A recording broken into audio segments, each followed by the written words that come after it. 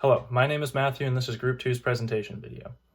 Our group has decided to focus our topic on how race, ethnicity, and culture are factors in the hiring process in businesses. Now, we believe as a group that there is discrimination in the hiring process, particularly in North America. With this in mind, our goal for researching is to defend the claim that discrimination exists when recruiting new employees. We conducted our research by examining multiple journal articles and trade sources. We found many examples showing that this is a prevalent issue today. These examples include evidence that immigrants and people of color have to use way more effort when requesting an interview for a job. And when they do receive interviews, it is found that employers, whether they're unconsciously or consciously doing it, employ racial stereotypes when choosing between applicants. We have connected our individual and group briefings with the Chapter 2 content on diversity. Now, if group members don't appear on screen, that is because they helped during the group briefing writing or the editing process of the video. I always take a closer look at Nutrien, a Canadian company who's looking to diversify their staff, and by doing so and making a diversity and inclusion policy.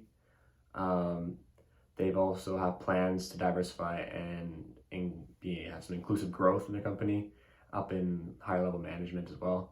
They have a variety of employment resources for minorities, and they recognize that diversity will help them gain a competitive advantage in the workforce. Hey, so right now I want to briefly discuss racial and ethnical discrimination in nonprofit organizations.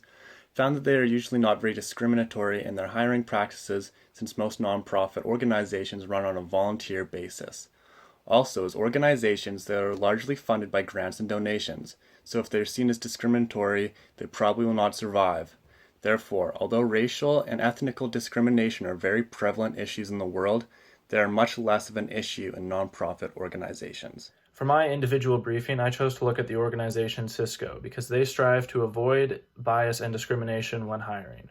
Cisco is a large American technology corporation and is among the world leaders when it comes to employee diversity. This organization relates closely with the course content and our group briefings because they follow the few key steps to hiring diversity. First off, they are well aware of the issue and they provide their managers the tools to avoid discrimination and bias.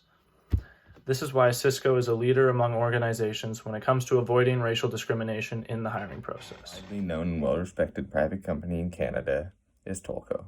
Tolko has done an outstanding job in diversifying their workforce and working in close partnership with Indigenous communities to provide job readiness training and the skills to build a brighter and better community for the future. Taking a deeper look into ethnicity and race in the hiring process has been informative and beneficial for organizational behavior.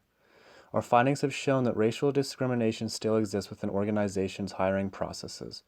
Our research has proven that this is the case, although some organizations are definitely worse than others.